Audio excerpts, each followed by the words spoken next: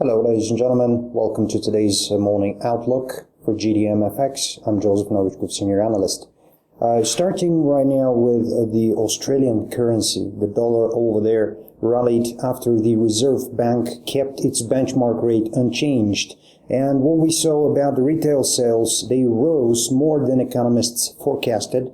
The Reserve Bank of Australia kept the overnight cash rate target at 2.5% for the 15th month today. Retail sales, as we saw, rose 1.2% in September, and the unemployment rate climbed to a revised 6.2% in September, compared with the previously reported 6.1%.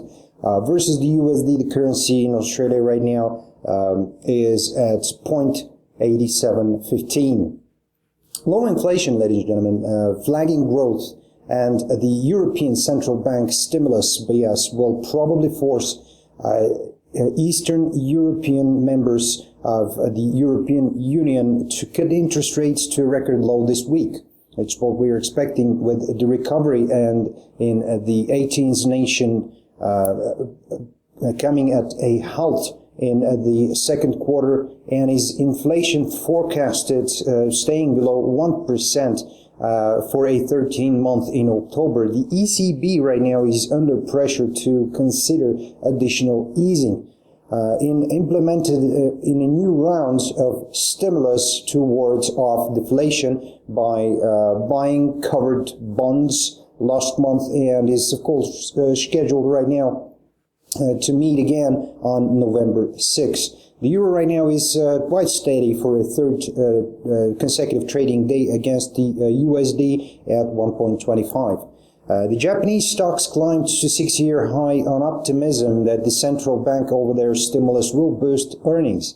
Now, while the country's bonds surged, the dollar weakened for the first time in 5 consecutive trading days to 113.62 yen per dollar.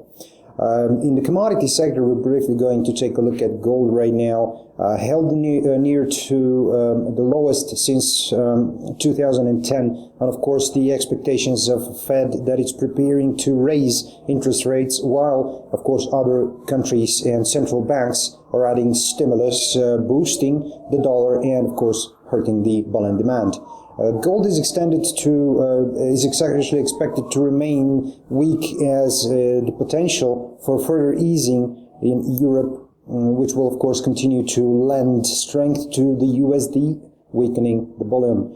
The Fed highlighted solid jobs gains and of course falling unemployment rate in its statement on October 29, while pledging to maintain borrowing costs at a record low for a considerable time, quote. Data on November 7 is forecasted to show that non-farm payrolls rose 234,000 last month, and the unemployment rate held at 5.9%, the lowest since July 2008.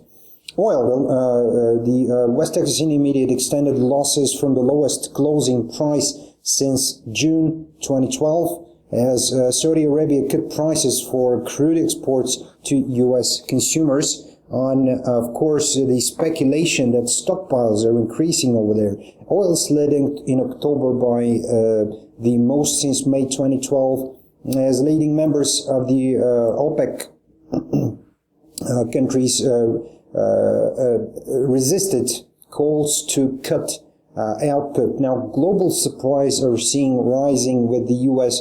pumping at the fastest pace in more than 3 decades. The price slid $2.50 yesterday and continued its decline this morning towards the major support at $77 per barrel. If, of course, that support is broken, the next major lies around $74.50 per barrel. That's all for today. Keep an eye on the economic calendar, expecting some major news from New Zealand. Thanks for watching. Bye-bye.